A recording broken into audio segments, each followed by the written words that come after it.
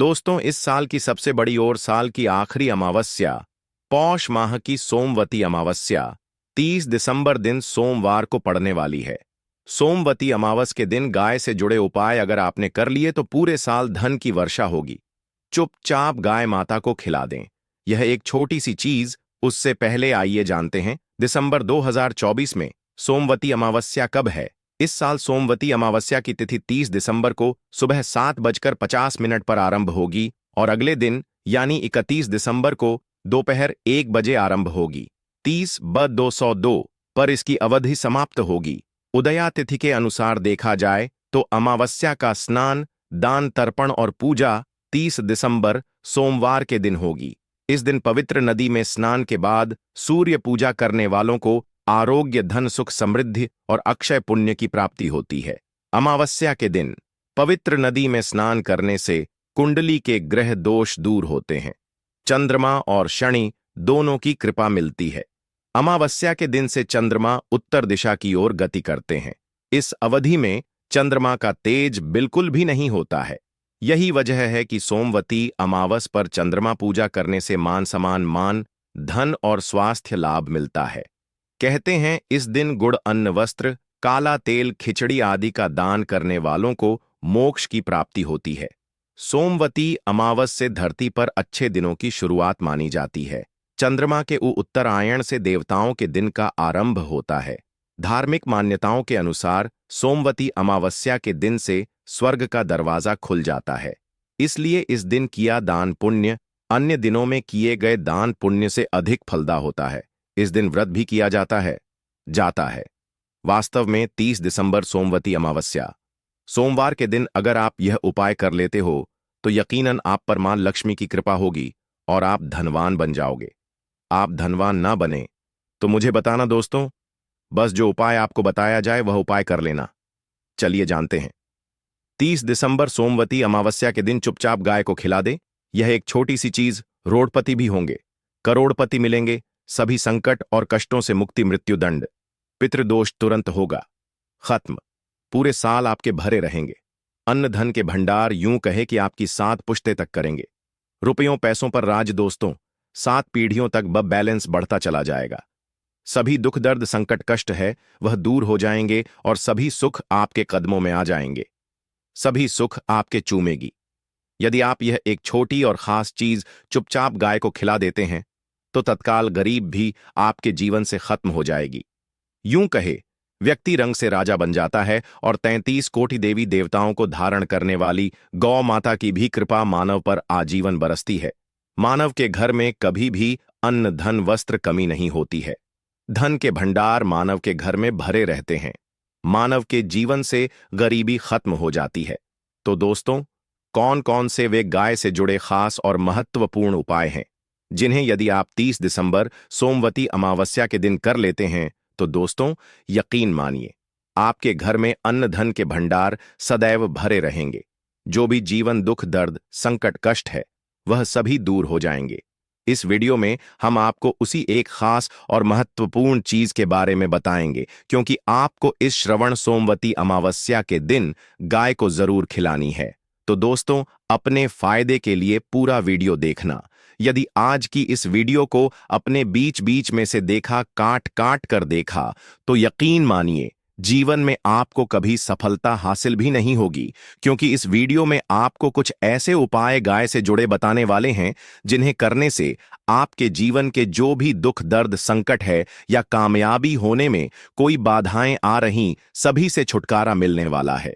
यूं कहे कि आपके जीवन में अपार मन, सुख, संपत्ति की प्राप्ति हो जाएगी। कभी भी धन से संबंधित परेशानी नहीं रहेगी। आर्थिक स्थिति आपकी प्रबल हो जाएगी। धन प्राप्ति के योग्य बन जाएंगे और जीवन में सदैव अन्न धन के भंडार आपके घर में भरे रहेंगे। अन्न धन वस्त्र कभी कमी नहीं होगी आपके घर में। तो दोस्तों, आज का वीडियो पूरा देखकर जाना। यदि आप चाहते हैं आपके और आपके परिवार पर सदैव गौ माता की कृपा से, आपके पितरों की कृपा से, देवी देवताओं की कृपा से, तो दोस्तों वीडियो को पूरा देखकर जाना। बहुत ही फायदेमंद वीडियो है। पूरे 3000 सालों के बाद ऐसे दुर्लभ संयोग में है तो पूरा वीडियो देखकर जाना। यदि आप लाभ हासिल करना चाहते हैं और 7 पीढ़ियों तक कभी कोई किसी तरह की कमी ना हो यह फल चाहते हैं तो वीडियो को पूरा देख के जाना। बहुत ही लाभप्रद वीडियो है आपके लिए। दोस्तों, वीडियो को आगे शुरू करें उससे पहले आपसे रिक्वेस्ट करते हैं वीडियो को लाइक कर देना और कमेंट बॉक्स में सच्चे दिल से जय गौ माता जरूर लिख देना, जिससे माता की कृपा आपके और आपके परिवार के ऊपर सदैव बरसती रहे। और ज्यादा से ज्यादा वीडियो को शेयर जरूर करना ताकि और लोग भी इस वीडियो के माध्यम से लाभ हासिल कर सकें। इन उपायों को करने से अपने जीवन में सदैव धन सुख संपत्ति की प्राप्ति कर सके तो शेयर करना न भूले इस वीडियो को, जिससे और लोगों का भी भला हो। आपको बता दें, इस दिन तीर्थ स्नान करना बहुत ही फलदायी गया है। यदि कहीं तीर्थ स्थान पर पवित्र नदी में स्नान करना संभव न हो तो आप क्या करें, घर पर ही नहाने वाले पानी में गंगा जल की कुछ बूंदें डालकर स्नान कर लें। और साथ ही साथ यदि आप स्नान आदि से निवृत्त हो जाएं, सर्वप्रथम तो अपने घर के पूजा स्थान को साफ कर वहां पूजा पाठ करें। आप और पितरों के निमित्त तर्पण, पिंड दांत तो आपसे बने अन्न धन वस्त्र दान जरूर करें। और इस खास सोमवती अमावस्या के दिन दान करने से सभी मनोकामनाएं पूर्ण हो जाती हैं। सोमवती अमावस्या के दिन विशेषकर पूर्वजों की पूजन के लिए बहुत ही शुभ फलदायी समझा गया है। इस सोमवती अमावस्या के दिन दान करने से पूर्वजों की आत्मा को शांति मिलती है और उनको मोक्ष के दिन कर लेते हैं तो मिलता है। और आपको बता दें, इस बार जो इस दिन पूजा के साथ साथ हनुमान जी मंगल देवता और भगवान शनिदेव की भी पूजा जरूर करनी चाहिए। आपको बता दें कि इस दिन यदि आप हनुमान जी और मंगल देवता भगवान शनिदेव की पूजा करते हैं तो मंगल का ग्रह जनित दोष भी दूर हो जाता है। मानव के जीवन में धन सुख संपत्ति की प्राप्ति हो जाती है, समस्त मनोकामना की पूर्ण हो जाती है। और दोस्तों, साथ ही साथ अब बात करें आपको इस दिन, मतलब यह इस अमावस्या के दिन आपको यह एक उपाय तो जरूर कर लेना चाहिए। गाय का उपाय बताने से पहले एक उपाय आपको यह उपाय बता दें जिसको आपको जरूर करना चाहिए। क्या करें कि अमावस के शाम के समय पीपल के पेड़ के नीचे आपको सरसों का चौमुखी दीपक, आटे का दीपक बनाना है। चौमुखी, उसमें आपको कलावे की बाती लगाकर सरसों के तेल का दीपक जला देना है और बीच में 2 साबुत फूल वाले लौंग भी डाल दें। फिर देखिए कैसे चमत्कार आपके जीवन में होता है। शाम के समय जलाकर उसे छोड़े, मनोकामना मांगकर दोस्तों 21 दिनों के अंदर आपकी कि वह मनोकामना पूर्ण ना हो जाए।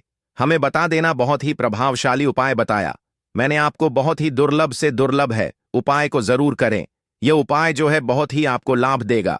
और अब बात करें गाय से जुड़े कौन कौन से उपाय आपको इस दिन, मतलब गाय से जुड़े उपाय जिन्हें करने से मानव को 7 पीढ़ियों तक बैंक बैलेंस की कमी नहीं होती, दुख दर्द संकट कष्ट दूर हो जाते हैं और सभी सुख मानव के कदमों में आ जाते हैं।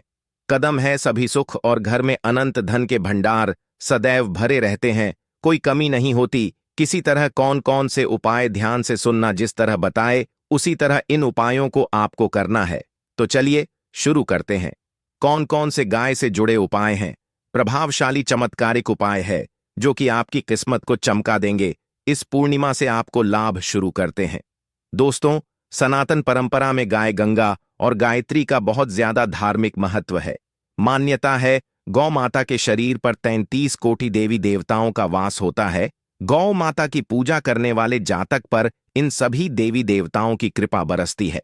गौ सेवा से न सिर्फ इस जन्म के बल्कि पूर्व के भी दोष दूर हो जाते हैं। गाय से हासिल पंचगव्य का उपयोग जरूर शामिल करें, क्योंकि पंचम गव्य के बिना कोई भी पूजा पाठ और हवन सफल नहीं होता। या दोस्तों, गौ कृपा पाने के लिए प्रतिदिन सप्ताह अथवा माह में परिवार समेत एक बार गौशाला का नियम जरूर बनाएं और वहां गायों को हरा चारा जरूर खिलाएं। इससे आपको शुभ फलों की प्राप्ति होगी। और साथ ही साथ गौ सेवा और गौ पूजा से 9 ग्रह शांत हो जाते हैं और इनसे जुड़े दोषों का निदान हो जाता है। गर्मियों में गौ माता को पानी पिलाए और सर्दी में गौ माता गुड़ जरूर खिलाए। ध्यान रखें कि गर्मियों में गाय को गुद ना खिलाए। अनेक देवी देवताओं को अपने शरीर पर धारण 9 ग्रह शांत हो जाते हैं और इनसे जुड़े करने वाली गौ माता से जुड़े कई शुभ और अशुभ संकेत भी होते हैं। मसलन, गाय का दूध देते समय यदि गाय ठोकर मार दे और सारा दूध बिखर जाए तो अब शगुन होता है। यदि कोई यात्रा पर निकल रहा हो और गाय अपने बछड़े को दूध पिलाती सामने आ जाए, तो निश्चित रूप से जिस यात्रा के लिए आप निकले हैं वह यात्रा आप जरूर ही सफल होगी, और वह जिसके लिए आप निकले हैं वह जरूर ही पूर्ण होगा। यात्रा पर जाते समय बाईं ओर गाय की आवाज और रात्रि में गाय की हुंकार करना भी शुभ होता है दोस्तों। साथ ही साथ गाय के साथ आप भूलकर भी दुराचार ना करें, अन्यथा मिलता है घोर पाप और जीवन भर की परेशानियां बनी रहती हैं। जी हां दोस्तों, गाय को राष्ट्रीय पशु बनाए जाने और इन्हें मौलिक अधिकार दिए जाने की बात हो रही है तो सवाल उठता है, गाय संस्कृति का हिस्सा है, तब भी गाय के साथ लोग खराब व्यवहार कैसे कर लेते हैं। गाय दर दर भटक रहती है, भरपेट इन्हें चारा तक लोग नहीं देते। गाय जब तक दूध देती रहती है तो उनकी सेवा होती है, और जैसे ही दूध देना बंद कर देती है तो लोग इन्हें उनकी किस्मत पर छोड़ देते हैं। सड़कों पर और गलियों में भटकने के लिए ऐसे में गोवंश जीवों को कोई डंडे मारता है तो कोई कोई पानी डाल देता है, कभी वाहनों की चपेट में आ जाती है तो कभी बीमार होकर बेचारी यह गाय दम तोड़ देती है। ऐसे में जरूरत है इन बातों को जानने की लेकर शास्त्रों में क्या कहा गया है, गाय के साथ आपको कैसा व्यवहार करना चाहिए। दोस्तों, गाय को कभी भी मारना पीटना नहीं चाहिए। शास्त्रों में गाय को माता का दर्जा दिया गया है।